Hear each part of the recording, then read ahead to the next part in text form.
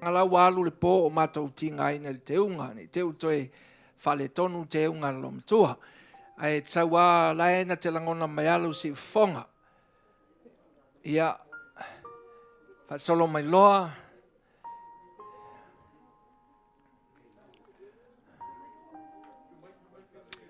a o mai loa ia e ngai mai lo le fai se lua tala ma lo mtua ia e lei am taina le tatu sauninga.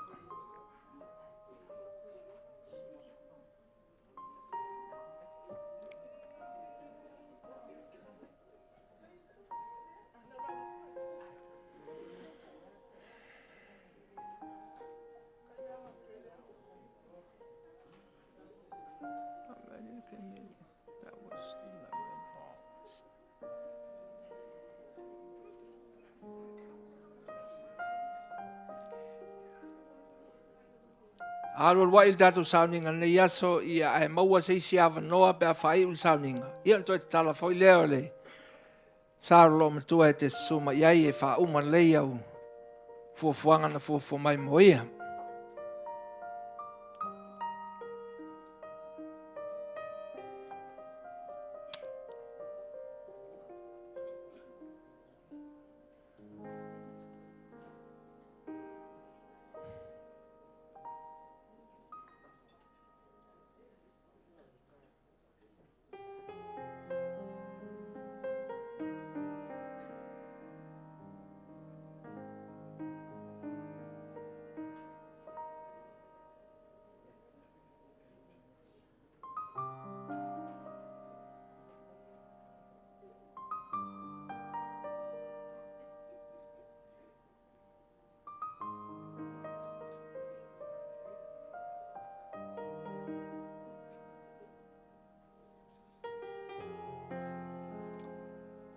Moi la to e wala tongia e fai so la to sao e mai se mo mau ia po se u fa malo si foi ona le mafutanga maltina o te talo atu malenganga vai te tona ma o le tatu taimi o tsa mai Amerika e talo le taimi lo ia fa mo le sa mo e ie lango mai le tatu fa mo ina ia tof si e tatu se taimi u fatanga ina tatu te fai ei se tala lona soifua. Toi 5 tato minuti.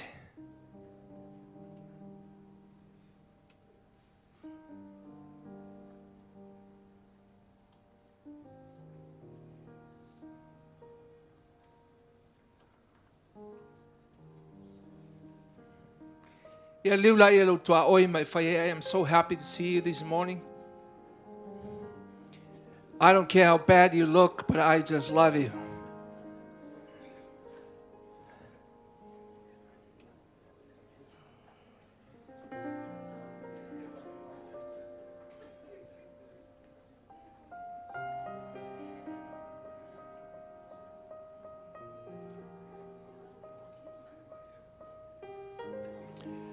Ia la tatou sauni atu I le whaina sauninga o le tina.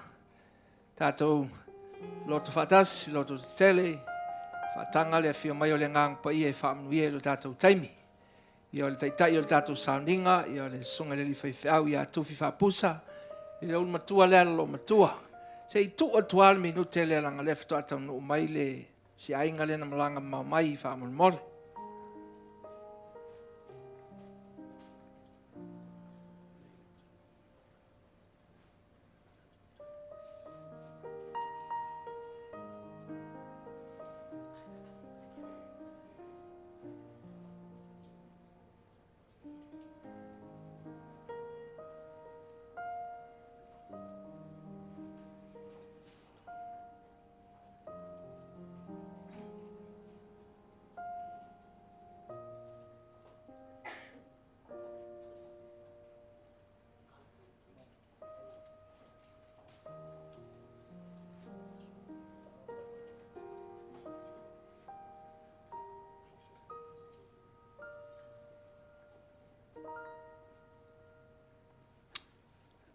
Ja, langsung tofi, manuel sauninga.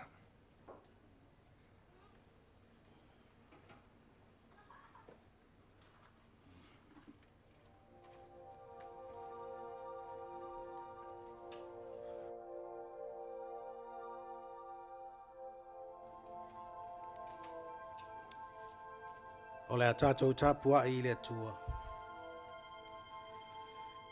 O loi nei le tama, o ia te ia a reto ka rite 5. Manai a iti e lua lau. Ai au ma ea ia mea ia I lātou e tō tele. O le talo le nganga paia, tātou wifo ma te talo I le tua. Le tua lo mātou tamae whāwawau. O mātou whiwhia lava e fwoi nātu le nei sauniga. Mātou te whamawai atu ai I lau fōwhanga na e au mai e le lalolangi. O lona nganga wa ia te oe lea lo mātou atua. O lau au au na whauina sa na tala ina lau tala lelei. Au o whamana wa ina na ngā luenga ina wa e malo ma malolo atu I au au mana. Au poto ai lau whanau whatuatua I lau mao te tapuai. Mātou te wala au I lau nganga pa ia. Sei whapupula ina o mātou mata whale nganga. Ina ia ati la mātou pupula e taulala I atu I lau whio. E pa ia ai mamanuia taulamanga o le aso whia o sia mātou tina. O la mātou te talo lea. E ala atu le suafa mamalu Yesu Keriso lo mātou li ma le whaola. Amen. O le tātou vi atu I le tua I le pese o saunia.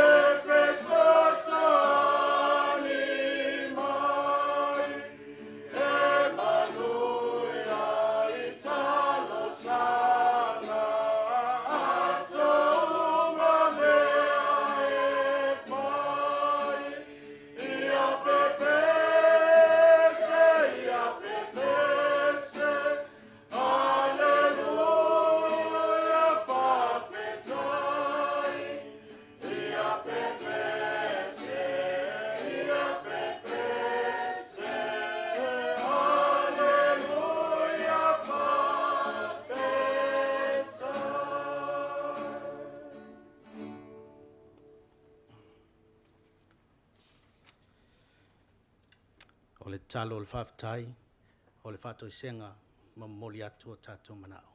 Tātou wifo ma te talo I le atua. Le atua lo mātou tamā sili e se. O lau whio e tupu ai lo mātou fia ma le whamalia ina.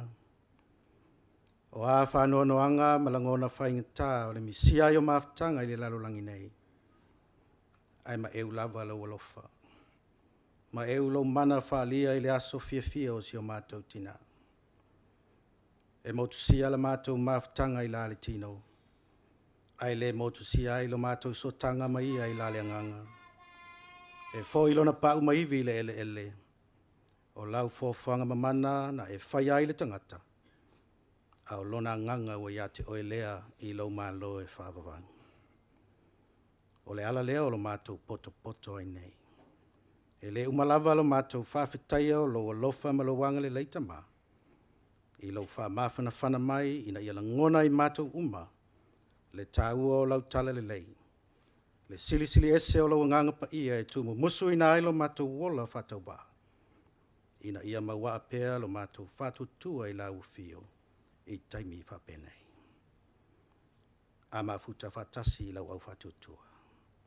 O na whana lava lea o I mātou I lau awai mai. E te musu ina I mātou ina ia puluna una wina lo mātou wola. Ina ia fia pea ma au ngofie. E whawhitaia mea sili maawanoa mata ngofie. E te saili mai ai lo mātou whatutua. O le tua oe, o le lofa ma le lofa muti pale. O lau fio o le tua lawe ai. O le tua whapale pale. O le tua foie o le mana ma le malosi. E toi te wina o mātou wala ngā wā ma le matuitui. O no lo mātou whaia ina pēa I le li o le nei lalulangi. Vi ia lau fio, o no le ola ma le malosi whafowina. Le soifua manuia o lau whanau nei. O nai o mātou a inga ma woma mai. O lau lafu mā moe sa ta laia I lau au nei. O I mātou uma na mawhai o na mori mawina ngā luenga le nei tina. Vi ia I oe tamā. I lau tai ina mai. Ma le whasaunga le muina mai o lo lātou wola. Ina ia tau manuia mai au se tali nei. Se o mātou aleanga whatasi. Se o mātou fia ma oli whatasi. Si o mātou misia, ma so loi whatasi o mātou loi mata malingi, o no winga ma lia o le nei tina. O na sāwhia whinga, ina ia mawalunga I pēa lo lava vi inga. We thank you, Father, for your holy scripture, your powerful words of wisdom that shines as a lamp to our feet and a light in our path. We praise you with joy for the gift of your Holy Spirit, who protected us in all we do, and strengthens our hearts in the face of temptation. But above all, we thank you for the life of your Son, Jesus Christ, which he sacrificed for us on the cross, so that we may have life and have it abundantly. E pa ungo fie I mātou, I whao so songa le ti apolo. E whatau wafo I mātou e puleo mātou loto, ina ia manu malolo mātou whatutua I lau fio. E whata mala fo I mātou, e whatonu tonau wholau lo mātou sā. I taime e luta aile ngātai whale I aso whapenei. I aso e luta wina I mātou e satani I mana mai lei. Ai mai se lo mātou wola whale anganga e manunu pea. Ono lo mātou lea lo lofa I ate oe. O lea lo mātou li ie. A lofa ma whamangalo I mātou. Lave ina lau whanau whatutua, ina I mawhai ona mauaa lo mātou whatutua. Whawhiawhia ina o mātou loto, ina I manino la mātou wa ai lau tala lei. A o mai whainga tāo mawhtanga motu sia ili tino nei. Ai le whaanono ai le watu mau ia te oe lo mātou li. Forgive us, Lord, for we corrupt our own belief in your holy word through our pursuit of knowledge. Most of the time, we put ourselves first, and then we face the opposite way and do worse by ignoring your love and care for us. We pray to you, Lord, may your holy blood to wash away our wickedness and to renew our hearts and soul to you afresh. Le tuo manuia. Mātou te talo I e whamanuia mai mātou umanei. Whamanuia mātou whamoemoenga umau te toi o le aso si o mātou tina.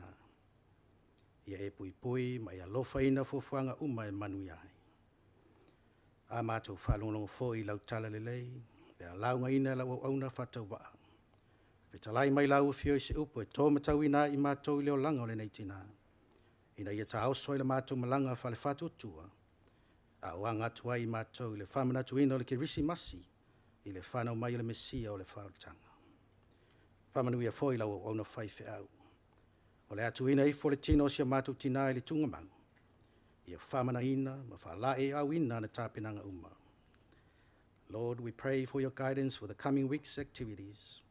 For only you, Lord, do we achieve completeness. These are our prayers, together with the silent meditations in our hearts. Lord, we offer them all, not us, but through your will. In the name of our Lord Jesus Christ, we pray. Amen. O la tātou toi pese atu i le tua, i le pese usaunia.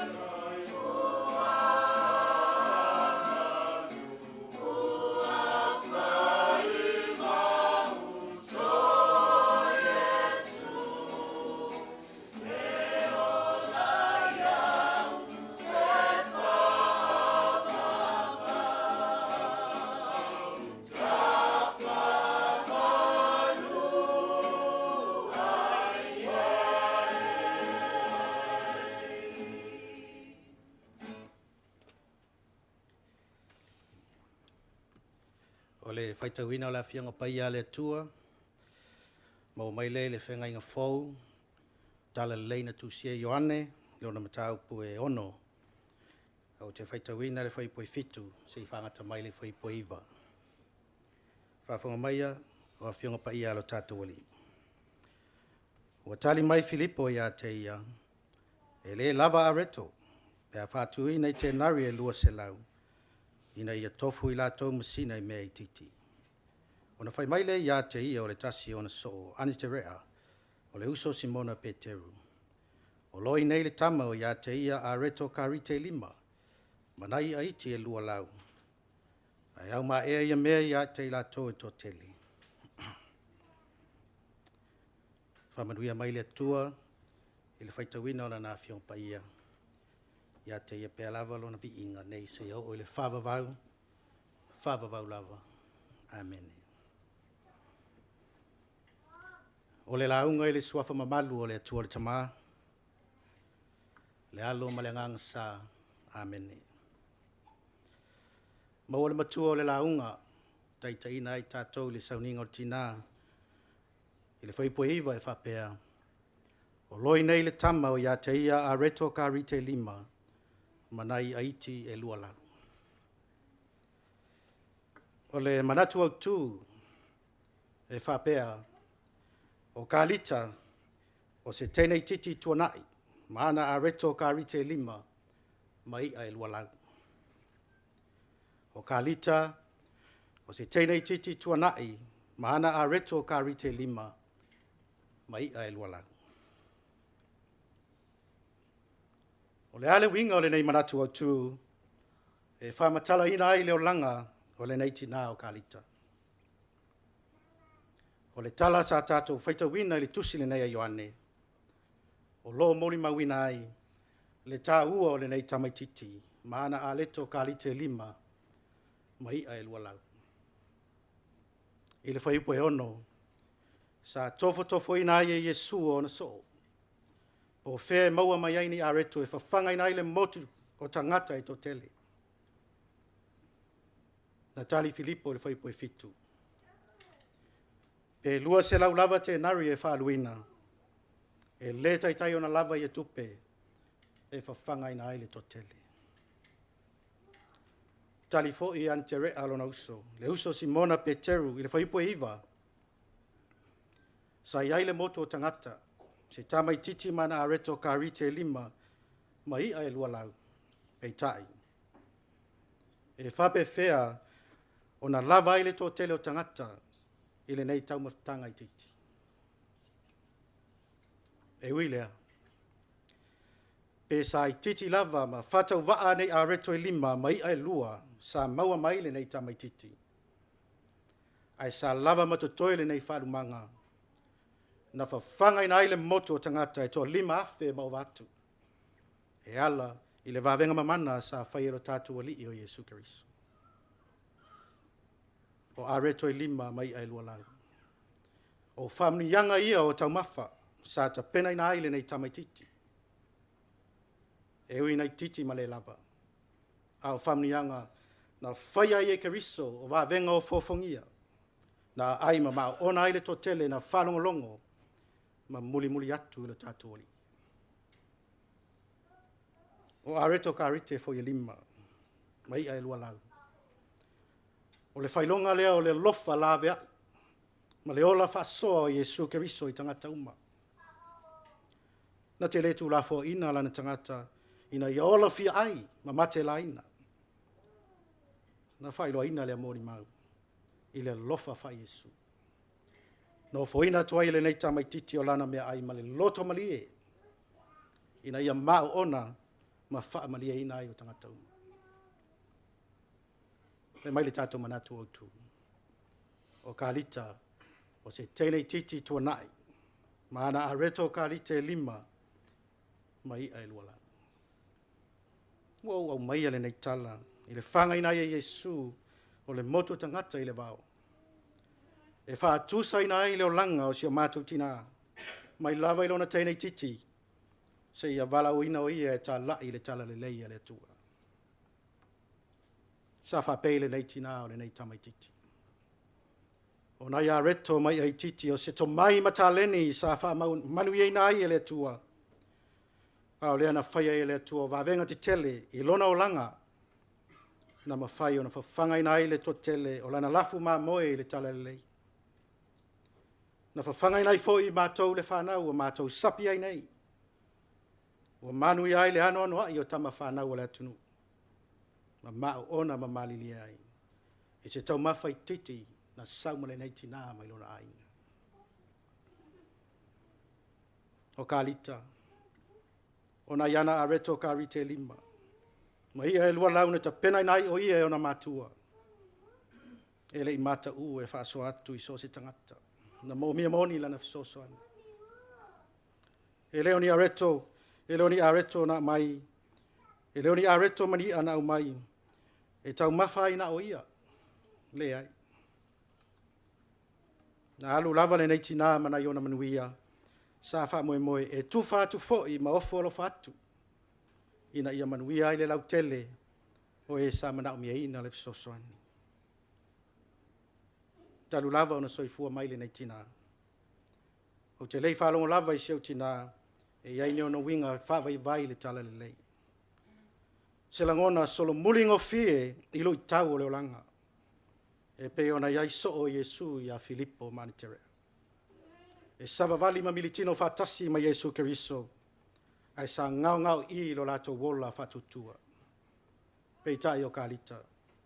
O le au na le atua. Sa matala ngofia I o famnianga sa saa mai le atua. Na whawhanga inai le to lima afe. Ma ova atu. O le to tele sa ola fatamala ma le mawaa lo lato wola fatutua.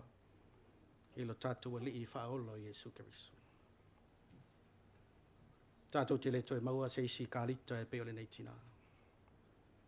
Tātou te leto e vai foi mai lo tino atu le nei tene titi tua nai mana aleto Kalita e lima. Mai ia e lua lau. E paule mea tātou te mana tua I pea o ia. O ana ngaluenga ma whamnianga lea tua e ala ilana au aunanga. Wa e maona o umalie. I se whalumanga I titi o lona to mai mana taleni. A ingo lea tua. E tofu mafoi tātou ma areto, e lima ma ia e lua lau. O se to mai mataleni, wa ta pena ina I o tau e le tua. Wa a mai e Kalita malona soifuanga I le lalulangi. Le tā ua o le tātou wola alolofa. Le tā ua o le tātou wola fatua tua I le tua. Ma le tā ua o le tātou wola finau. O lava ne o tātou solo muli I rui tau le nei o langa. O Yesu Keriso lava ia. Na whaalia na whaatauwa aina. E ala ile nei tamai titi mana reto I lima mana ia e lua lau. O lo na whaatauwa aina lava lea. Ina ia whawhanga ina ai tātou. O lana au whaatutua. Ia tātou maa ona ma mali lia I lana tala lelei. E la e ina ai tātou uma. I lona maa lolo whaataritari mai. I le ola e whavavau. Whavavau lava. Amen. Ala tātou toi pese atu I le tua, I le pese au saunia.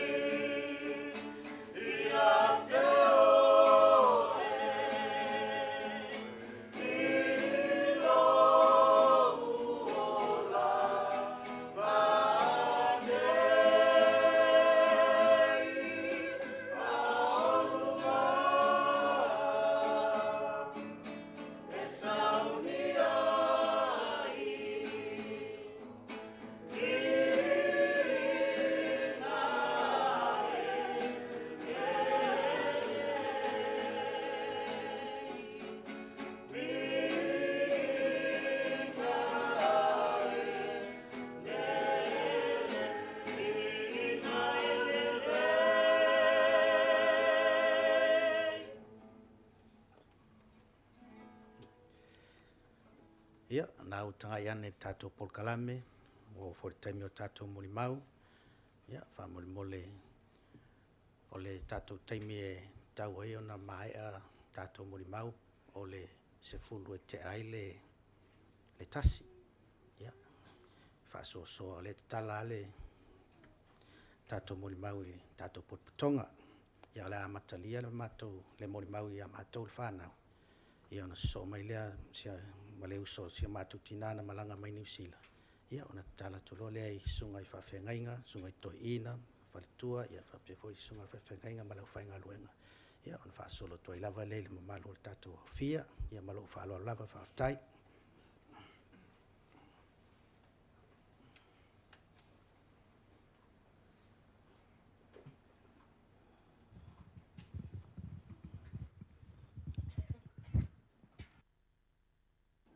Testing. E maliwane si o mātou tina e lo Samoa wa Palangi. O lona suafa na iloa i o ia o Kalita. Ai maliwane le lo matua wa Kalita. O lea la whaapalangi e se taumwhainga. 2 Timothy chapter 4 verse 7. I have fought the good fight. I have finished the race. I have kept the faith. Good morning, family, friends, and loved ones. Today we gather to honor and celebrate the life of a remarkable woman, my mother. She was, and I like to say, a giant wrapped in a small frame. Her heart, her faith, and her impact on those around her were far greater than the physical size. My mother, Kalita, was born on January 22nd, 1950, to Tialino Penaya and Lili Mulitalo Penaya of Tuanai. She was one of 9 siblings, 4 brothers and 5 sisters. Her upbringing in a large family shaped her into a woman of strength, compassion, and perseverance. At the age of 24, she married Reverend Elder Kalita Faapusa Meleisea, and together they answered God's call to serve as pastors in Iva Savai. For many years, they served their community with love, humility, and unwavering faith. Their ministry was marked by excellence and a deep commitment to God's work. My mom was fearless.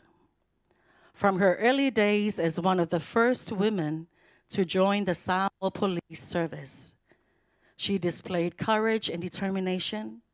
She broke barriers and set an example for others to follow. She taught us that fear is not something to avoid, but something to face with faith. Her love was unmatched. She loved deeply and unconditionally. She loved family, her church, her community, with every part of her being. Her love was firm but nurturing. She taught her children and grandchildren the value of hard work, education, and faith. Education and Christianity were the core values that guided her life. She believed that with both, we could overcome any obstacle and achieve greatness. Her faith was unshakable. She was a prayer warrior, known for her bold, intentional prayers. She didn't just pray, she declared victory over every challenge. Her prayers carried our family through difficult times and reminded us that nothing is impossible with God. Her love for the church was profound. She had a deep commitment to the Efakasa, Iva, as well as the Church of the Nazarene at her later days.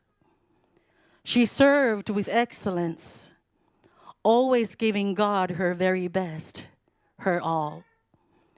Her dedication to ministry was not for recognition, but for God's glory. She didn't just attend church, she lived it. My mom was a trendsetter and a fashionista. Her sense of style was bold and distinct. She didn't follow trends, she set them. Her perseverance and her presence was always noticed, not just because of her beauty, but because of her confidence and grace. Above all, she was a mother, a grandmother. She raised 3 children with love, discipline, and wisdom, and she adored her 7 grandchildren. She was our biggest cheerleader, our strongest advocate, and our most consistent source of love and support. She didn't just raise us, she shaped us into people of faith, strength, and purpose. Today, as I stand here, I feel the weight of her absence. I miss her voice. I miss her laughter. I miss her wisdom. I miss her presence. But I'm also filled with gratitude, and I'm grateful for every moment I shared with her, every lesson she taught me, and for the faith she instilled in me. Mom, you were more than a mother. You were a force of love, courage, and faith. You were our warrior, our guide, and our inspiration.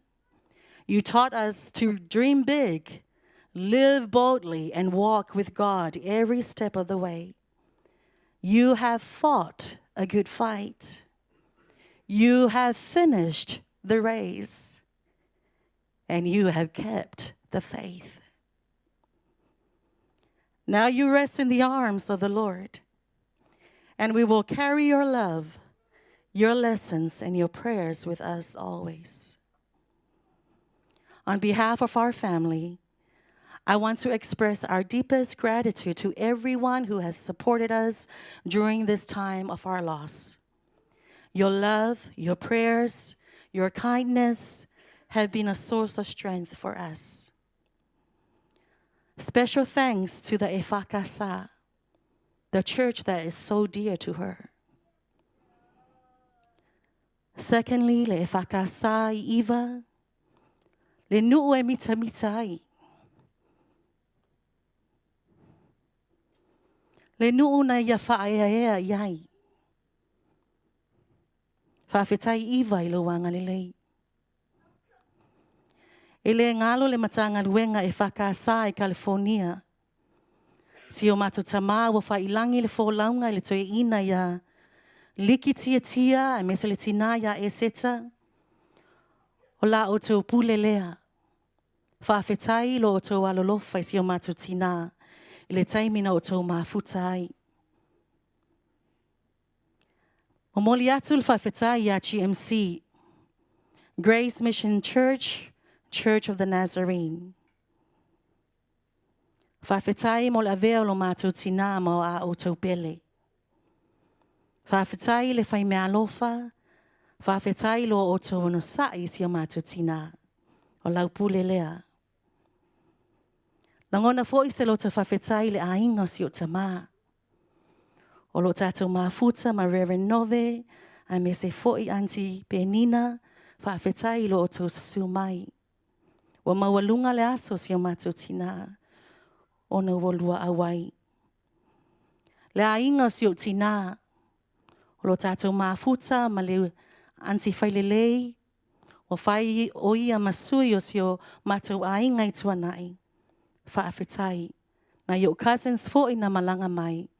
O la o tau pule lea.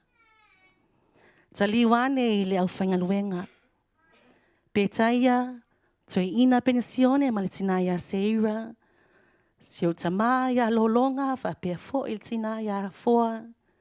Na yo cousins o mafuta mai foi. O la o tau pule lea. Whaafetai lo o tau sasu mai. Whaafetai lo o tau whai mea alofa. E le ngalo le Tweedy family. Na amata mai le whainga malanga si o tina o na ua tu ua iwa. Na au mau mananofo mawheta i New Zealand. Te leo se taimi na maafuta maa uma si o ainga i Amerika. Le te leo nā tau sanga ana whaai umai lava lana sa valinga. Wala tau maafuta ma le ainga o tuwhi ma si ona to olua. Faletua ya Barbara and the Tweedy family. Tweedy family, thank you so much. Whawhetai le tatalo le avanoa to te maafuta ai ma si o mātou tina. O la o te upule lea. Ele ngalo si o tamai ya Ioane Mailo. Tātou te leo maafuta i le ne yaso. Ai le ngalo le alofa. Ele ngalo lo so tau au mai le taimi o tātou maafuta i Amerika. Ele ngalo le alofa o lau pule lea. Wo mamai umo si o mātou tina. O e nā lolofa mai Samoa ai meise foi Australia nei. Thank you for having patience with her. Thank you for your love and your support. O le lo matua e alofa yana wo. Ana wo mamai. Whaatai tele o la o tau pule lea. Lau whaatai muli e si o tō lua o tali ma si au whanau. Tuwhi ma poka ma tali. Tele o tau sanga na mātou mafutai ma silo matua. E le o au stanangata kuka. Ai o te tofoina le kuka. O si o tō lua la e tele na kuka le si o mātou ainga. O le fia o le lo matua. O te tali tonu walu le lo matua. Malona loto whawhetai. E se au nanga si o tō lua ai me se fo si au whanau. Ia wale o mai si au whanau o grandchildren mua ia si o tina. O nei tamaiti e whai au mawhi awa lo matua. Ia complain si au whanau o tangata umafoi pena le lua lawa na tatalo le aso. Le lo matua e whaafitu na tatalo le aso si au whanau. Ia levi ia I lava le atua I lo na ngalilei ma lo na alofa. Thank you for being here, family. Thank you for honoring my mom this morning and for loving us during this difficult time. Her legacy lives on in all of us. Rest in peace, dear mom, dear Kalita. We love you, we honor you, and we will never forget you. May God's eternal peace be with you. In Jesus' name, amen. Sine whapoponga mo lau whafonga. Ia o leiwa so o larolangi o su e se tama e taui marana whinanga. Nā ngā iatu lea I sa fotu la whai le pitunu o whunga poa, maua le atali o la whai, le lau o tula I atua I whapenei. Na viri atu I lei Wellington e ma te lei whai poipo. Tali na ia o mātua nau I nai LA mlavalele. Mo nai tula na whaawaule al whainga malanga I San Francisco la whaarolonga. Ia na walu lea mātou wheloa I avel whale ainga whape mai Kalita tali. Whamtala mai po me ai lei whamtala lo I ai. Ai whailanga whiriwhiringa. E lei ma se me ai o me ai ang whamtala atu e whiriwhiri ale me lei whamtala ina. O whapelea. Ia al whainga ia o ia me o mother-in-laws. E se me whamtala, e se me whiriwhiri. To e wheloa I foi o le tele au wheloa inga o whoringa na o whapelea. Leo ta pena o lo matua a wase asu. Ua ta pena le whaipoiponga. Wa iai uma mea o le whaatino lo le whamoemoi. Ai vini mai le I Samoa. Tali wa mna mia o e tai au. E il mele u whale tonu. Iau tūla I Samoa mātou sangai. O tuwhi. Ma le auso ia o malei. Ia tūlo le avano ia Kalita e whail folo sanga o whanonga atu. Wa umal su e ngā Kalita. Ua maua au ngā whail tō lua pālangi Amerika. Maua foi fe au le Kalesia Assembly of God e le lo lo matua le se le Assembly ma Nazareth ia ona fa pe mai le lo matua tali e mele ona tolu so se ainga e se tapo inga ia e fe vai I le tas e si lo waru o le o chi so e so tolu ai tu si au tama I langa e fa avel mele ia ma tuna ia le malom o talano atu o te ena le mua wai le ini wha mauninga sa whaisa o tolu mua o le tulanga I le ilo whaife au I le kaia lea E leo se mea whainta wa o taimia ngā ngō tausia o ngā e whatale se whaiwhau. O au fo ia o tele i sau ke whaiwhau o ke le whiawhia fo i le mea. Ngō ora mai le ainga e whaiwhau umal whanau e fulu mo na tupu. Ia o tale toi manatu toi whapopo fo i sisi whaiwhau le ainga lea. Ia ona o atu le lomatua e le whaintonga o a ngai o te ngā lua i le whakasa. Wa o fo i lo umatua whare a nganga le tūlanga. Wa o ina e tasi ale vine a ese la la. Po feale la la e wala aua ue le atua. O te sao loto au te tāpuai. O te sao loto foi o te au auna. O le mea lonto. E leo o stangata mapolotu.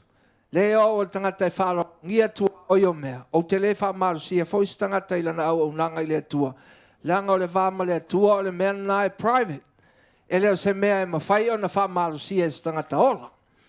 Ia usula mal pese lo matua o taulo na finangalo. Matu pese loa, talo, ia malama loa le aso soai, matu walo lo le whai poiponga. E tāpena atu le whai poiponga, ai maliu tofi. No whalongo la ua alu le tala. O le a whase e whai poiponga e le tuanga vale. Langa o le toi ina leo le mta aluenga ua tauna ave e le whamua mua. Toi titi a fuli iwa. E toi titi anga i tamali i sa langalango ina lo matua. O inanga uloai, e la i titi le tangata. Al te lea ia. O ina whainga uloai, o na nuku iwa. Langa lava nu e tamali i tele. Lo lato tua ava noa, ma le whaalo alo lo matua, whai al mawa vipong. O ma le whai vipong, walu le whai vipong. Le walu le tala, e lei mas o te ua. Ta tilo atua, ngā o le malaea, o le nei e tua e lei se me o iai. Am salo le se teo le po le pultasi. A matata pena ai, whai ngā Kalita. E mala mai fo tai au. Ai, wa makua pe o le ula ia iwa atoa i ta penanga ua matango fia le nou. Ma ua oina e fwere me, o le tangata. E le te le a i langa whai mea. E fua ma mau. E whai le mea sili, e whai le lei, e le sa salu, e le papangu foi. E i le mafa fo Kalita, wa ia ia le fua uma, na te le mana o mia se whautuanga, na te le mana o mia se whalave lave, e le e whesiringi a foi pe eise se whaiaku sanga whaitionga e alua ia. Ai e maloti alo na whatua tua i le tua e tau tala ia, o mana tua leo le upo le poto. E fua le tangata. A o le tua na te whatino ina, o lana whainga langa. Le lau te vai, e manuia i anga mea, whailole maliwa tufi. O te si loa la, e ala nonu foa. E whtamo ea ia tamari o iwa. Au whapetala o whae ia iwa. O le tomu ia o le aso. Te lo le aso whai, o le aso tongi leo le whakasa uae. Le lau pae o whai whe au. E le ai se mea ngā whale tonu le tali a lom tua. Mai le whai poiponga, sa iei le pale mia, ma le malo, iei le whamasino sili, o le kapeneta, sa iei leo. Ai whapea le whai o na au. I le taiminga o langa o whai pese lea iwa. Ala mana ia o pesenga. I lau tilu. E tō tele tangata. Ai tumu a tō le whale ili. I whapupu lea malona la ei pai. O nganga ulo e whapea. O loma tua la lea. Wai le e whamtala mea le ise mea. E o tangata la whapea se a se ao mai le tātou laro langi. Ai a maua so la tō wawa noa e o mai ei. Matalia e tātou. E te le se whamuianga tātou te a oina. Whapupu la le tala.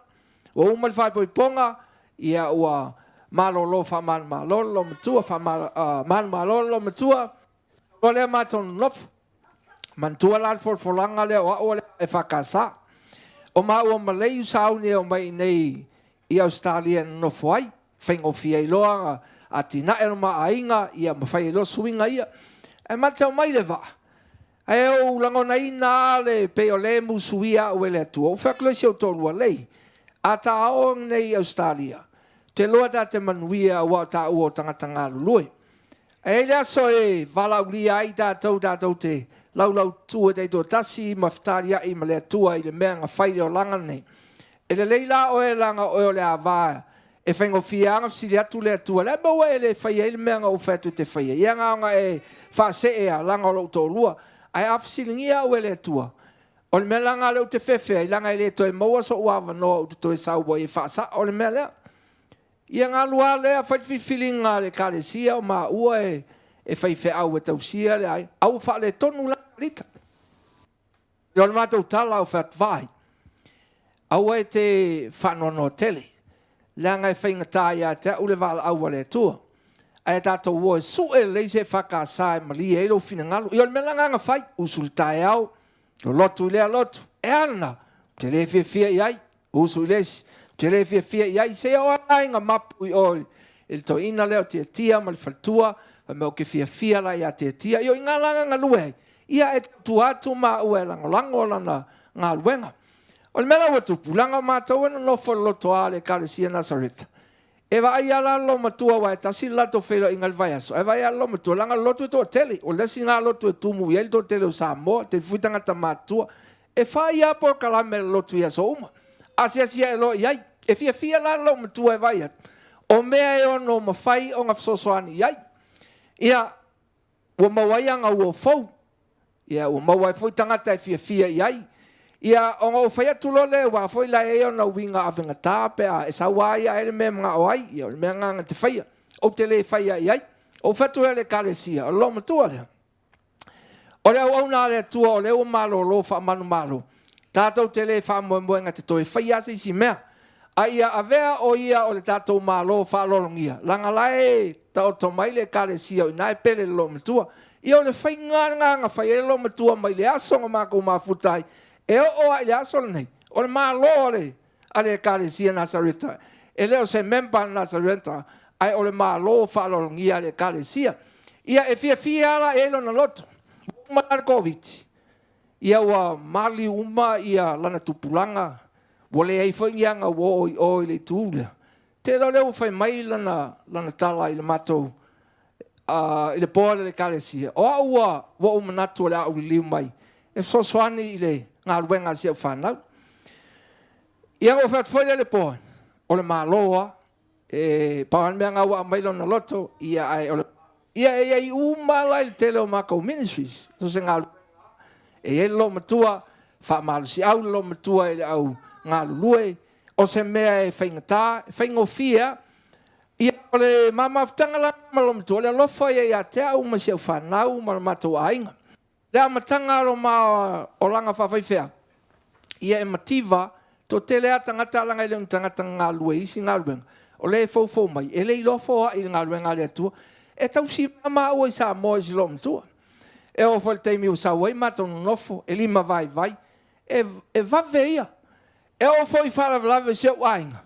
E I teimi e le ngā whatia e maua. A o I a e whaia. E... Nau ia e whai le mea siri, whai le mea le lei. O te lotu whaafitai e ai le atua o a vea o ia o se whaamlianga ia te au malo a inga. Ia o te e maari e whoi la matou whale. Wa o lo tōrua. E pei e whaafea ngai ma lo matua. E se ia e se whoi tua lo matua. Ia ma te poka ma ua ma lo matua whai mātala. A le whainga whoi la mātala. Tali, ke mangkua whoi ia. Ia pai ma la whai. Ia ngaro ka ioa, ka ke leilo ia tangata. Angale io a foile ia wel malonga la lunga o mo nei mea tate vava ai ai longa ma fau mo na langona e mita ai ainga mita le kālesia e ke ia fola longa ma lama femela ma tu le fakasal ta psiri e fakasal ta inga e fakasa me uma ia ka ke fa e fa ia I walanga o ia e si le fiele tu lo fa lo le fakasa mo si le malo fa fenga le son ma fai poi pong ma fai le ia la membership le fakasa e o me la le son ngai ele tala le membership o le fo ke e fakasa ngalo wa ile o fam talanga langa o wa I o fe fe au le lotu le sai uma ele tau tua lo matua e tau ano o watu se tala fa le nganga o lo no soifua e lu me lo fai fe au te lo fo penale malo sa fa inga me mo o te tilo I fa I longa o le tupu o le tangata I lona whātua. Langa o le whātua o le tangata o le mea lilo ai te tau ngāri ali mai whafoleanga I loa le la au I ona fua. Loa, o te tilo I lana tautua, o mea ngai lua. Wa o loa le lo matua o le tangata wanga le leile atua ma ave I se whaapoponga. Le whapenga mato e mea nga ave le atua. O loa nga ave ia ia le atua se whapopongo le atina e ina lona whatua tua ina ua maua lona malosi. Na te talia ai maua. O le wala aua le atua. E le ngā e whakasā nga iai. E wala i le atua. E tā pena ina lana whanau. I isi fo i la lao le kerusiano. Leanga o soifuanga ma leolanga. E ese uma flavor e mana o i tangata. O le mea langa uloa. Anga le malosi le whatua tua lo matua. E le mawhainga i a talia maua. O maua on tangata ua wala aue le atua ma te ngā lurue. E le o whakasā. A o le Nazareta. Ia e whaimai Petero. E se a e tasial pe whanau. E vi i ai le atua o le melua, o lana au au nanga. Langa o le lau i loa lo matua e lona tūlanga whawhai au. Ai au te mori mau atu. E le ai ase se senga o lana tautua whawhai au, ma lana tautua whatangata lotu. O mea lava ngā watu i ai e le atua e moni ai le upu o le whaila aunga nei aso. O mea ngā tufa e loa ai lea fo i tangata. O le tangata whaonga aina e le atua e maualunga ai lona vi inga. E whai ua tuai la le mori mau. I se pese. Pau ale o le pese Nazareta e fia i eila loma tua. O le pese Pālangi. A e na whali liu o le whaiwheau e swawhai a Filippo Robertson. O le ekalesia le Nazareta. I a leanga whai maisi au tōrua. Usu pēr le pese si loma tua. E tātou te whaangalongo i e ne yasu.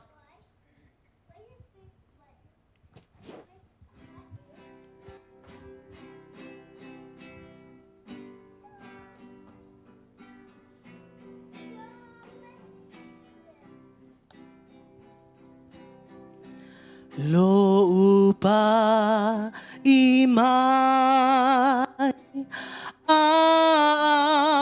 aole alofa tai tai au i ala e uiai. O telefefe pe ata mafuta lo la fitanga au ole atua angi pe au pongisa o tele popole o lo ula fitang a ole atua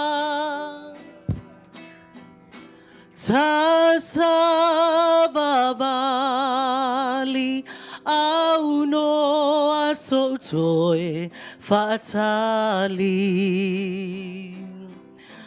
ua paolo au ole atua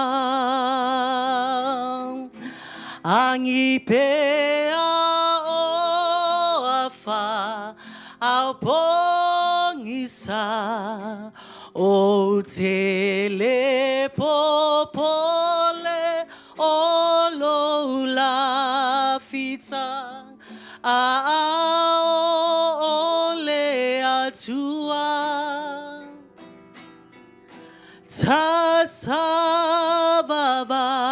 tasavavali au no asotoe fatali ua fa'apaolo au ole atua ua fa'apaolo au ole atua. Ele suafa Yesu, amene.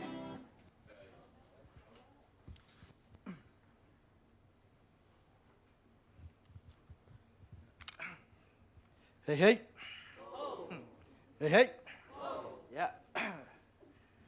Tilo nara vale. Paia male.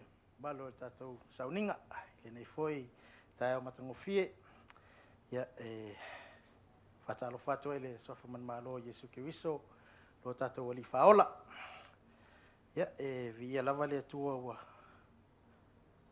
tatou ulia mai le nei aso moli mauina e foi ia toe aso sio matou tina ia fatalo fatu foi ia inga mau o lo ilungai o lo fapeona mai mo mai ilungai tatou te failangi malo lava le so fo mau malangi ma ia o lo ingo ia feta Faapusa o le wi o le matou ainga ia o foi o le tama faalonga ta lava lo matua ia to tolu i matou o sina o la moli mau ia o le moli mau ale i le vale o ma ua mam e lo pa ia isi tu na ma ua lava va o ma ua foi mam ele i umi tele se mama ftanga o la o ia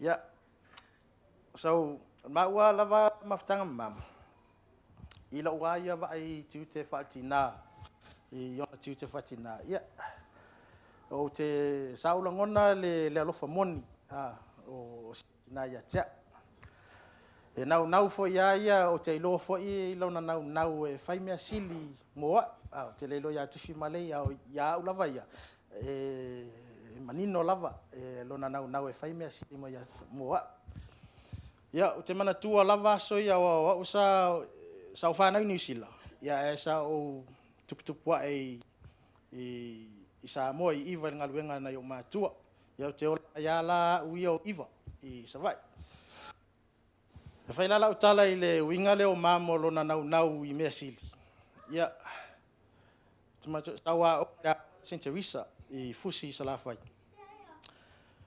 e ia la me ia fai le amata o tausanga taitasi e o atu ita mai ti malatou falapa malatou salima ia pe tasi salima tasi le saltu ia o lola ia le aso fatino ia le mea ia tatau nu atu ia la atu asi ia tamai titi malana falapapa ia malana salima la atu le tamai titi malana salpapa falapapa ia malana saltu ya le wa afi atu ki apotet le sapa ilo matua ilo luas fulu o lo itu al piki apu se fulu salima se fulu saltu ia to ya latu e mal ia e ave mal pule aonga ia pe o winga na lo matua e tasian mele mana o ia e vatu me ia e polo na nau le na ia le tio foi le fasia tele o e na fa ya o ina fo yaso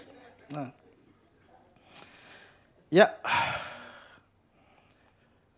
leisi winga ma ia leisi foi mesa o mai tawina lo tuputupuan o mam o le pisi o lana kalenga e pe o le taimi le vai na wola mai ai ia le taimi vevela foi na o iva i mea fa i au no siva me se foi lana usavali ia o mam foi ia e mo ia alfaltua ai foi ana taleni tu atu e vala ulia foi el malo i meo tau vanga i o misa mo safa masino e foi lo matua ia e foi la Miss South Pacific e o ita mai ta i o fa manueina i le misa mo ia alu ia o ia siva ta mai ta ina e faile e fatino siva sa mo ia o te ola mai ala e te lana ma ua masi o tama i le fali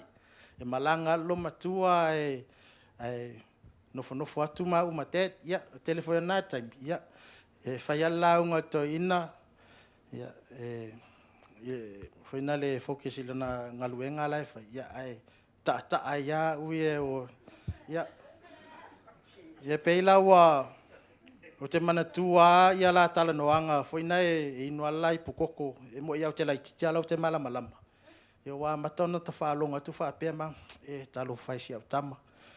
E matua I whaala valea. Leima, o iei leima tufi I le aonga. Ia e peo teine tapo sa papalangi ia sa whaia le aonga le na matua aonga ia o te alatu. Ia na o tapo sa mola wa iei. Ia pe la wa popole silo matua. O le au matua ifo. O le iloa ngang. Ia wati le valea. Ia se tulou. Ai ia o le ana valu o tausanga na o walu ese mai lo ia mam na avea o mam ilona tuanane matua ino ia lolo ia masiona faletua ia saeu ia manai o cousins ia no foa o ngai sinamona ile tasiva I fai le iva lima ia e pe o nana amata ia no walu ese mai le mato ma ua maftanga mam ina ia focus na ia o telefo ia ona tuatuangia I mea o ngaluenga le atua. Ia e tatele malama I nā taimi. Ia le wata matua atu. Le wata matua mai. Ia o ta vavai foi. Ia o whainga o anga lava na o tiute o mātua. E whai lava le mea. Ia awa le ngaluenga le atua. Ia ai longa e manuia ia o foi ma le wha moe foi lo o langa. Ia o le su e manuia lava. Ia na umalola ia o le no wha o ngai I sinamonga. Ia no to ya lu tasi tau sanga ia momol ia o saulola ia I New Zealand le ala te ia ia terminai I le sefulu tasi o tau sanga ia ui lava lao na vala ma maftanga mam ai ua wa foina le tonu I lo loto ia lana ote lana oi mele ia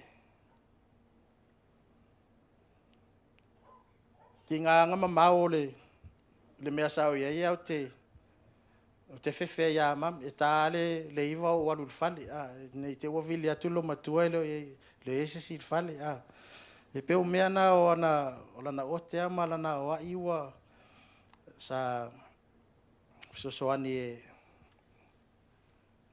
e shaipa ia lo nei tangata ia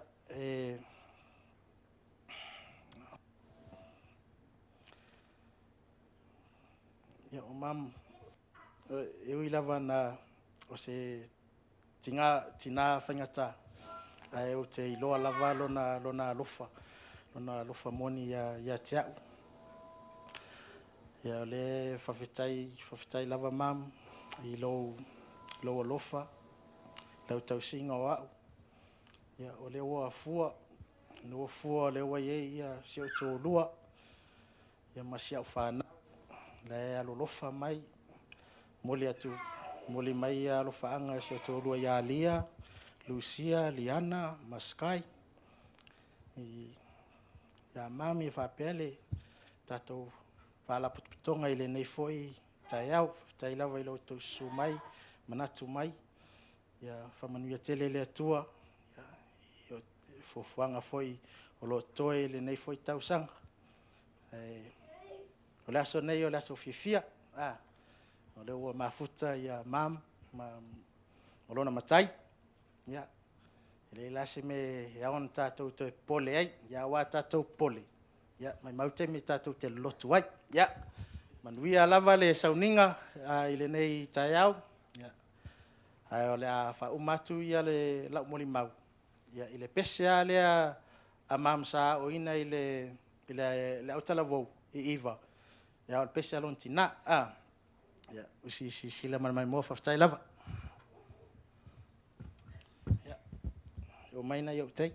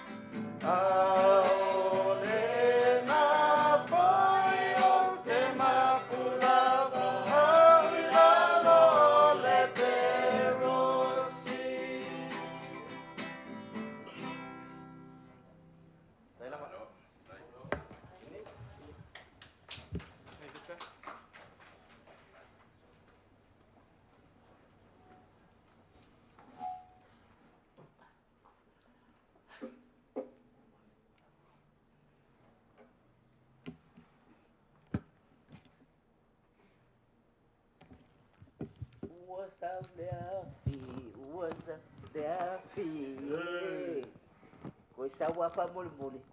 Ua sau lea fi ua ia pe ia se me fa tu pole le tele. Amu ia e fa no noa a wai fa ma fa na ina ila to. Pa talo fa atu le mamalu ma walunga o le au fai ngā luenga ma o lato faletua. Tupu matamali i fai launga faletua matausi. Ai meise o mai masani o ainga ma whanau.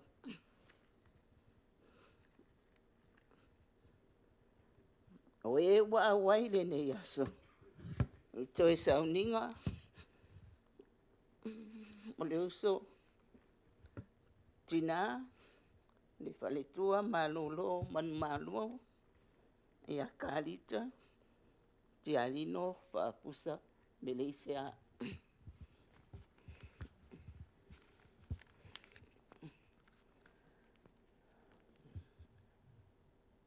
O a olo tula ia tunei. O fai ia lelei sia alao. E pito mai Kalita ia te au. Ili wha solonga o le whanaunga. O ia o le lona fitu o le whanau e to aiva a te alino pena ia. Mali ilii mai le ala la whanga i tuanai.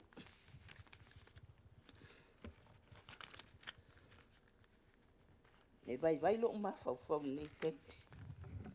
O ai to whai mātou. Lo ola nei. Peita e. O le mawhai o na whaatasi mai. Ne tuangane ia sa ena mori talo te alino. Mauso ia te mukisa te alino vai au. Ma e unike te alino tupuola o tupuono. Ai ole a avea ia au. E whaise tala e winga i le uso ia Kalita.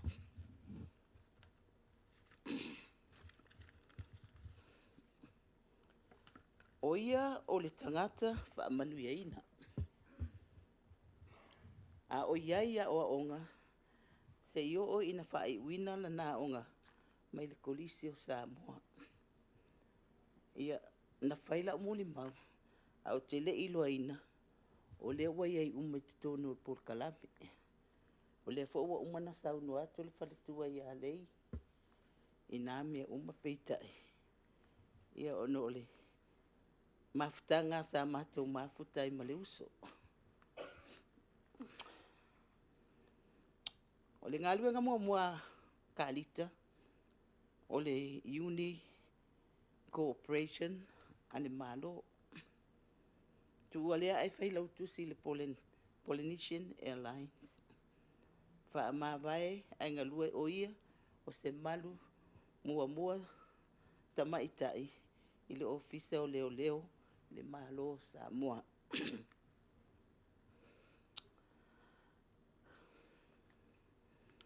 Na tuina foi leo.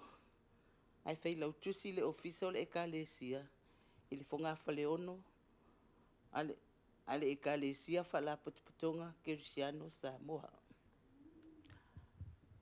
Ona ua usau i Nusila ai peia o te iloaino inana fetau i matufi. O le mafuaanga lea o le la masaninga ma le sunga le faife au ia tufi Faapusa. Ua mananao le nu o iwa i atufi na fai poi loa leo Kalita matufi. Ma o atua i loa le o sile lato fea ngainga ma le alala whanga i iwa. I le tasi iwa fitu wha. O te maitawina no usau le fitu tolu. Ai fitu wha malanga la ua i iwa. E umanei le ngā luenga o na ua Whaamana waina ngā luenga tufi. Le toe ina i a tufi. Ua tōru sifuru tōru tausanga. O le iei o la ua i iwa.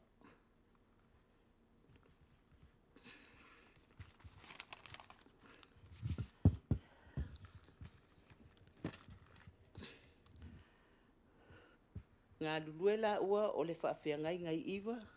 A o avea fo i Kalita ma whai lautusi o le mawhitanga faletua o le autoe ina.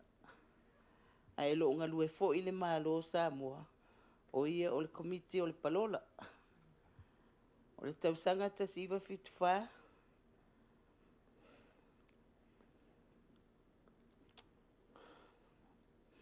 Na whaamana vai nai le soifua. O tufi i le luafe ma le iwa.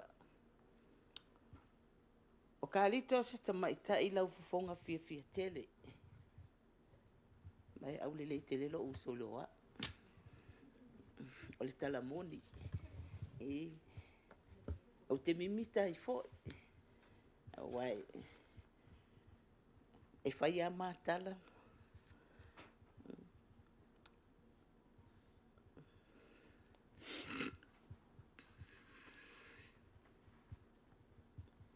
E la le lei fo i. E ngā lua e malosi. E le mana o se tauwi. O se tangata, wha moe moe ina. E mea whai. Ano mātou a inga. A o soifua mai na i o mātou mātua. E lote o lofa i se o se tangata. Ai mai se uso, matua ngane. E mana tua pea o e uso.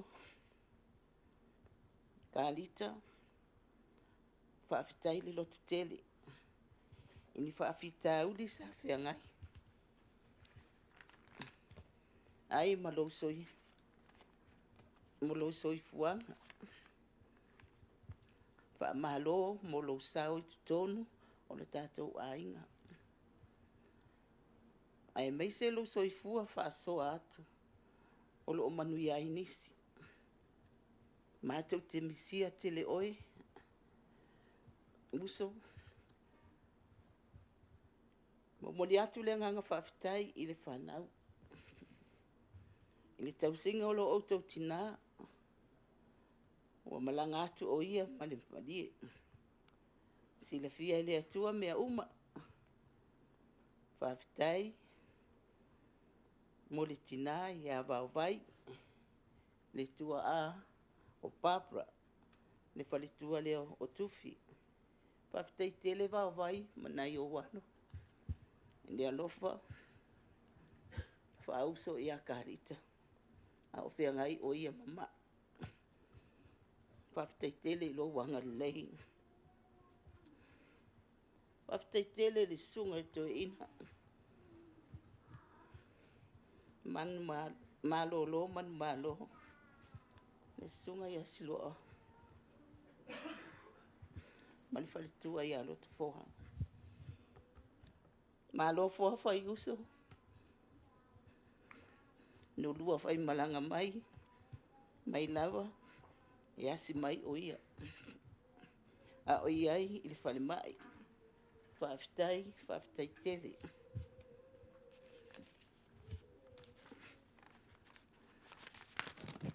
Le sunga le toe ina.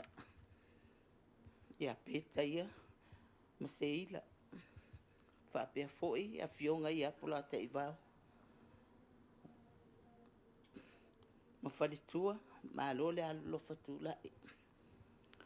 Ona ua matango fia le nei aso. E uina le awai. Uso Kalita ma le tuangane.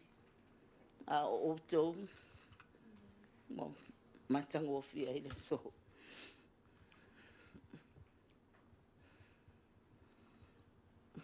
Malo whai ainga le lei.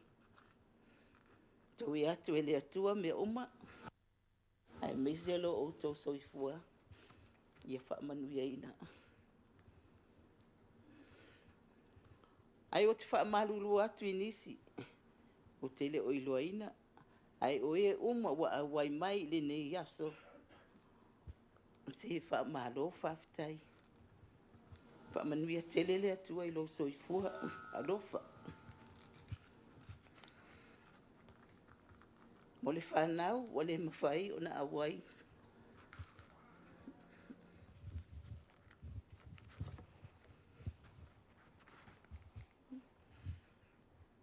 Ia tufi, poka matali.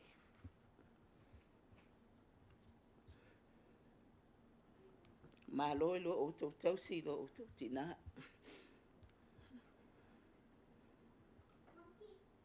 A whai ma tala noanga. O le mele o te manatua I tamai tina hei. A whai ma tala noanga ai ula bane. Pawale tala Kalita. Se I whai ane ale. Whaatali mai. E umo uto e bili atu. Alai whaape Kalita o watapela na telefoni. Ia o whalunga tu. Whaatali mai oe. A mea o poka. Stama o poka. O inala, o leo te ilo ai. O lai se I whai mua mua le lato. Se lato misa po le anme o whai. Ina toe tala noa mai lea. Whaafitai tele ia te outou le whanau. O lo o malie atu o toa tina ia te outou. O te alofa tele mo outou.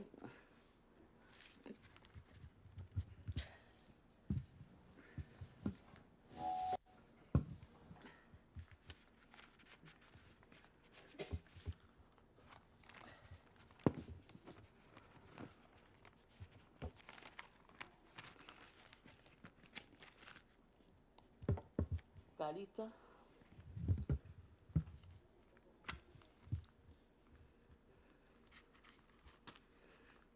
Whaafitai tele lo olofa ia tea. Whaafitai fo ilo olofa I tato ainga atoa. E te whaia mea. Mea le lei uma. O oe ole toa. E le ise mea whaali tonu o le tato ainga. Pawale mea o te nangona ai. Au te lo olofa ia tea. Po le ali mea wale ta umai elo mai. O le no maua lua ma whaape o te sau. Peitai.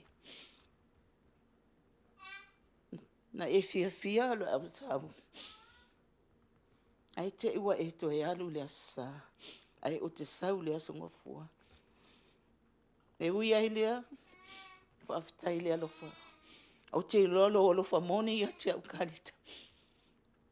O te whaafitai fo I le fio mai lea fio ngai a. Tu I te ama whatua. Ai mise nisi o le mātou a inga wala tau I loa. O lea whatu a mātou wheloa I nei. Lea fio ngai a pāli. Whanau lea nike. Mapoto a le whanau fo I a lolo. Whaafitai hale au hai mai o tātou au. Iai le nei asa. Ai mamoli tele la o whaafitai. I e ua awai ni nei aso mo wha moe moe. Ia manuia lau whai ngā malanga Kalita. O lo o alo whatele I mātou nei lo tuangane ma o uso o lo o iai nei. Whaafitai. O le pese ale fia I Kalita pe a whaiana moli mau. Ia o le a fo ilala a whai ele moli ele a pese wha moli moli.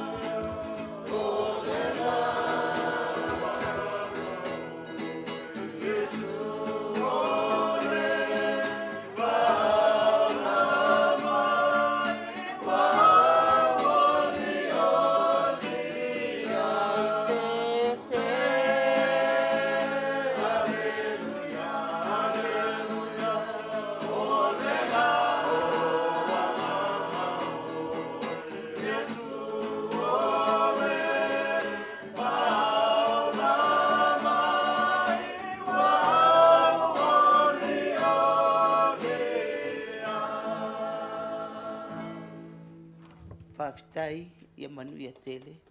O tātou whaamoe ni nei asa. Ono sua foi Yesu. Amen. Ya, malo faftai toe lima sfulu.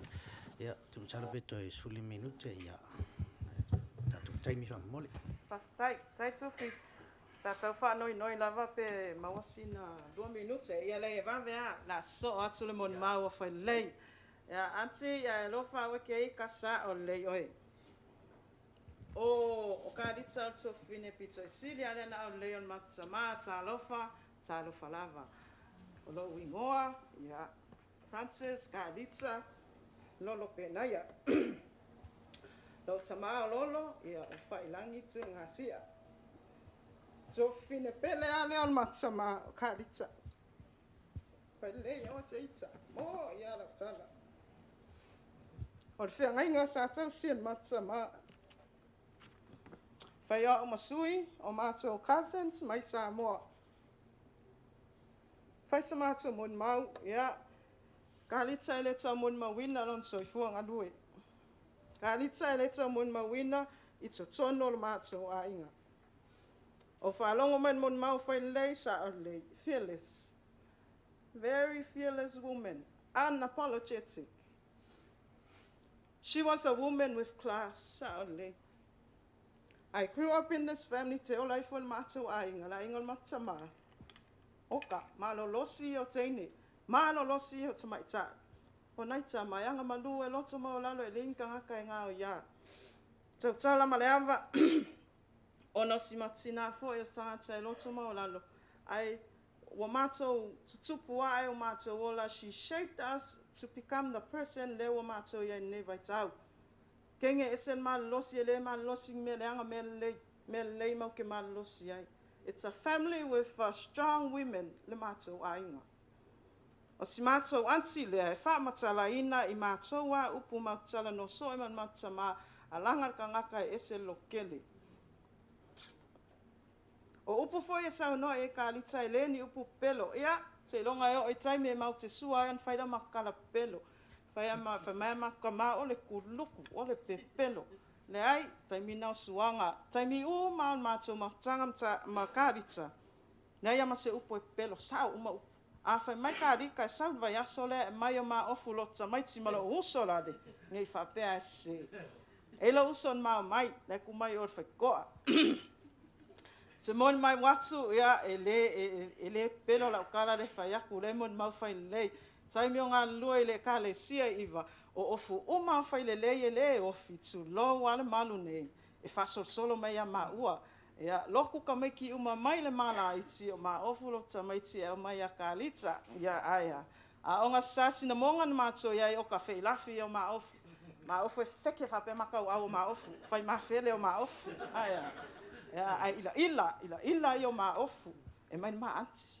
Ia waile ni mātou tupe whātau e me ila. Tu lai atu fo e nei tai au. O si mātou antio se tangata e whē i lafi. Whē i lafi ila. Whai mea whele, whai mea vengi. Ia pei tai. Kalita ia le tupe o au lei se kupe. Ia lea la instead o le ila a lea la walangu ese. Walangu mumu. Se kau wha mkala i whē i lafi. Ea, o Kalita fo i le mātou mafutanga tu whine a leo si matama a umana sai iwa a song fuaku mai Kalita marikolu paunga o le happy o le mātou tama a e sau nei Kalita ia songa fua e sau o se alanga o ia ayongi mea ai ka alofa i le ka le sia iwa whawhetai iwa mako a ai fo i kombea tau tala male ava ea on whapea lea o nai manu taimi mai a mai Samoa. Whai melo uso whain mon mau whai. On behalf of our cousins lai Samoa, ia e ke u whanongo koe pupul kai mi, o whapele alane whai, a le ke sa whai me o whapea o ka mai maule sau ma o karkaung kāpasis. A le la le whai on mon mau. Ia lea, whapea la, whai on mon mau. O ka angkuskusis mai solo as ka mai mea ele si solo la poa. Whapea upon mon mau, o whapopoa so hua, o aso folau foi, o le tua. O le malanga tangata soifua e pule tu tasi a le tua. Fia sopo ia le pai fualanga e whainga tāpa ia o le langi lea. tulou na lava. Whawhitai Kalita I lo alofa. Na o le alofa hana mea mau te mantua. Whawhitai lo wanga lei o mātua. Pei o oe malu mai mea umai tono o tātou. Ai ngā whaia tātou whalawelawe e fia mea uma pēa i ed whaltua. Whai mai o tamai taa i o malu ia o ai ngā tālofa. Wa ta atiu, matangi tonga ina. Ta e pae maa auli. Le ua whalan maa ave oe. O oe o losi taulanga o lau anawa lea. Na e tiu wai le tātou mawhitanga. A we leo tie, wangi whaasulu lo sau. Wa le lea ai le nanamo funga o la au. Pawhitai alofa. Tau masua mātou i whawhitai anga le lei. Malolo ia oe le moe ar kerisiano whaamawani. A wae te ala whai mai whamanuianga ma le oli. O sina nei le ngalu le tātou mawhitanga. Na o mantua leo le mawaenga i le taisam saba. Ua malie lau talo nei le fusiloa. Ua malie lau lupe nei le vau maua. Whawhitai au ngā ruenga le lei uma. Ua o asoa i le whaasolo na esu. Ma whatu mo ita. Kalita sau ina adu. Ua malie o, ua malie malo. Ua le nofo ia le nofo ai atawhak. A ua motu le tinu masarasala. E ui ai pe lenga o mawhitanga. Ai lei se whai loto i le finangalo le atua. Ta fi mala lau malanga. Taulangia pe oe i nganga. Fo lau i langi maa, ye o whai lo tātou maa. Ona o Yesu. Amen. Mara whawhitai o le mori mau muri lea. Ia. Nau whionga sewe, ia. Tai. Pela tufi. O le lau kawalu. Utka pe sos. Ia fet. O le vankia ila waka. Lo ua ngai. Ia e whaamanu watu i le ali. O mea uma foi o te tonu ia tia. Whaamanu watu i lona suafa pa ia. Lo ua ngai. Ia e whaamanu watu i le ali. Aua foi na ingalo te me tasi o ana mea lofa. Le mea lofa lea mo iwa. E le mawhaila no unofo. O te le tau tala. Whawhitai tufi. Whaatalo whatu lau sunga le tai o le sang. No whaapeo te le whaia tala le ia oe.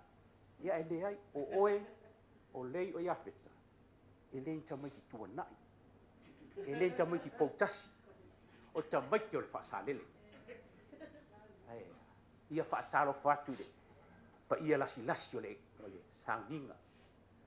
Whaamawai e le tina ai fia. Whaatalo whatu fo i le. Tau te iae. Sunga le toi ina petaia, au sunga le toi ina silo. Whei loa e i ua ngafa. O mātou mau te o mai manukau.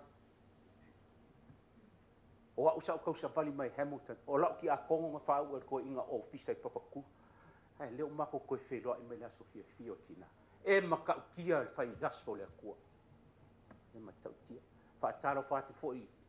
Sunga i whawhengai ngā tau le ngi. Ia. Ainga na lua. Ainga i tuana. Ainga i potasi. E maa sangi ra unko kau kala e koulangi. Wa levanga mako mafuka makufi makari. E le ai ma se mea e lilo e lau kiriki. A o koulangi. Ku kaulangi mai kukere. Nu wat. Nu wat. Langa e le o laku kalika ia o kou. O le aso o kalika ma le atua. Ai se fai se wha mawaianga le nei nu o iwa. A whawhiwhe kōsu whakausanga. Kōs fufa. O aila o koe whai mai siringa mawhana mafu. Le ai, la kau kala makai iwa. O au, o tofi lau, seve, ngu, li o matua. Kei lani li uvao soloi.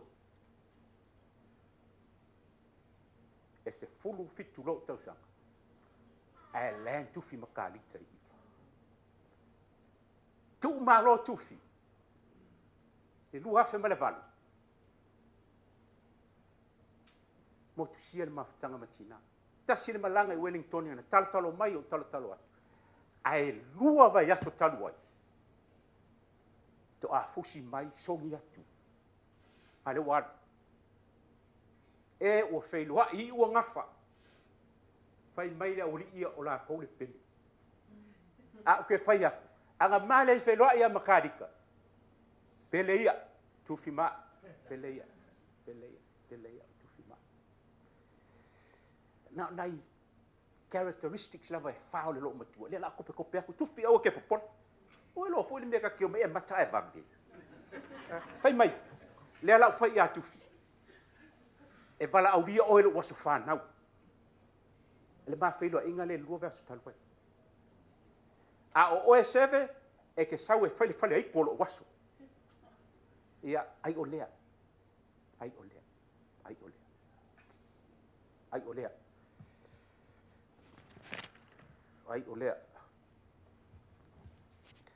o le tina fa fita i tunga le ngā luenga i iwa tosu fatu sang lea ua pā i ai tupulanga o le nei nu ma tangata matutua le nei nu ia tolo Amerika o whanua i Hawaii o New Caledonia Amerika Samoa New Zealand e matautia mai e ruana e matautia so much she got given so much she gave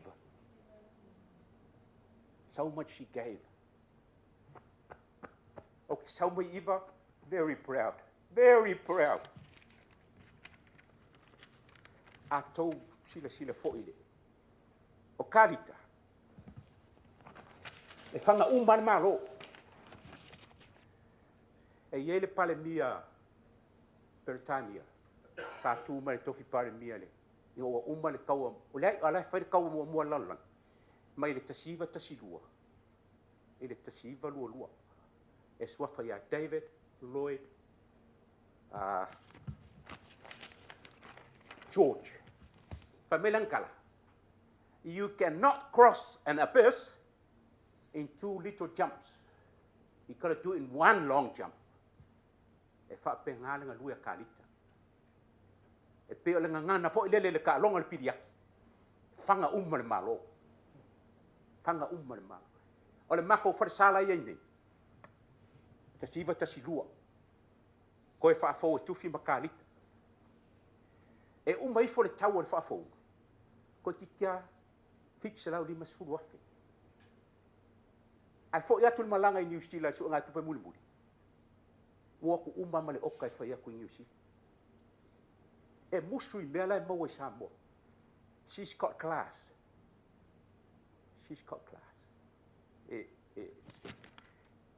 Voi kasi lua fofa e balu ari au peite stu le ka uma lua. Le hai vai. Ma dia le sauni. A ko sufa ka usanga o mako mafuka makari. Esa kawanga amaka ke ufa ia ke ai le ai o fa alo ai tawia i te o sa afi o fanono a o le asofia e nai luanga i mea a o inga o le au siva Kalita e ka ilo fo le pikingo le manu sambo a o makoula e mau ke fainga luanga upo ai mako me le weekend a faila o le au siva e piki la skonga kasi ale po mau ke kuri mai le va alfa ila sfale ia maua o nga siva po la sfale ai piki le au kaya ia e fa pe ala le mo fosco ingo kufi ala o fa mbe kari ka le anga le mingoi e pi o fa pe le lima po ie le ko ke sile le TV mingoi o kam i lima o iba e le i fa ua si aso se kasi e fa wao fa po e fanga le ro ma ko le malo ia nga umar fa mbe ia e fa fe ngai kamalanga o mai po ia se fa nga usi ko fa malo si merva sole ia o ko le bench you know e ia nga people skills O ngalo ke kelengi el mako. E nofo ia tamatufi. Ai project manager karika. E nga lo mako se mea. Famelo ia sia o kamo liuva. O ia sa mo le lori a mele ukale. Ele vave ia nga ke pikingar nga ka foi. But she does not suffer fools. Nga fale ko wa kipi o me ba. Ele se ka foi le umi kene nga fa mangalonga se. Langa foi e langa lenga. E langa lenga. O langa lenga le. Fe mai o le tala sion tinaya. Ke teu. Karika te teu. Va ai le o siva i a mata mai tingi vai se tulole. Le sang. E kau i lunga le fa patu mo le tumu le au. Pe me karika te teu. Te teu. E te teu i a tufi Kalita. E te teu le fa kasai iva. E te teu si ana whanau. E te teu i le atua. E whanga umai Kalita o le alofa le whakasa. E o foi yona la e. E le iam se o kirkironga mu Kalita. Na. E tau fai tio ina isi. Ai alanga lalolangi. E o ina faletua to ina Kalita. E pisai foi mais se faletua. E pe e sau ele. There's a bit of jealousy in there. But o Kalita o lea. She lays it out. Wanga misa ia faletua ko inga o le fonkele malua. Le lo matua lea. And no half measures. Doesn't cross and a piece in too little jump. Kasi ale oso au le spiko. Kasi. O nga oso le avaku umai le kupulanga iva. O nga oso le avaku umai le makongu. Au ke le longa le lave vei mala uri iwanga na soifui fo umai iva. O ka miki ngai o le makongu. E le ka miki pokasi. E le ka miki fo kuanga. Sorry. Lela fa uma tufi je o luanga o ngengo mai. Ya. Ala kala ko kasiale. E ngake lo foi fai kangaka. Ai kasia fe sira ko kali kan me manga oi ale fai. Umoi. Inga o tu malo tamatu. Ai o so o male so fio au kingia. Bai kasia fo ya ku sa wa ngaro sunga fai fia. Au fai lo longo me. Ele aso ko konyo le whakasaso. Langa e whai mai mari e koa. O loko sunga ia. O la kausi o kou whaafia ngai ngā pei o le maa vāma koa. Kausi mapa hima. Ko e whai mai le aiku ka mai katna Samoa. Mai le langi le. Mai le. O le nganga o si kaulanga. E whaapia ngā me pele lo makua le. O ngalo e ngakele o kukumai iwa. Go. Sweet ride. Go home. Lai whaakari mai ta mātufi. Lai whaakari mai mga iok mākua. O a uai e sa whaire mākua. Mangui alau malanga tina. Mau le mawhanawhana le whanau. Ainga na lua. Ngā ngau le akua. Manui ale nei aso.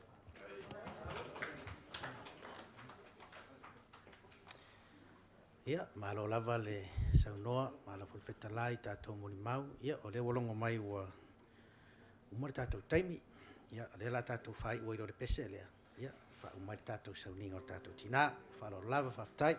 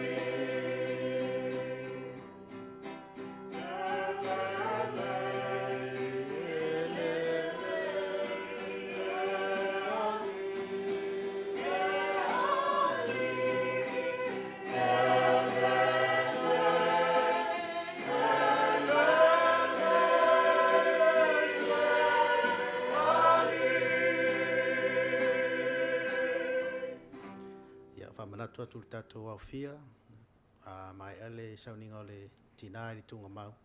Ia whai tātou refreshment like titi, ia ona o le lima, tātou te mafutai o le Ariella Restaurant, i Red Cliff, mo le tātou ainga muni muli. Ia o le talo whamanuia, tātou wifo ma te talo i le atua. O le manuia ma le file mua lau fio le atua lo mātou tamā. Le lofa sisili ese o Yesu Keriso le alii ma le whaolo. Le maftanga le motusia i mātou ma lau nganga pa ia. Ia tūmau mai lau whanau nei. Ma whanau umo le larolangi atoa. Nei se iau le whavavau lava. Amen.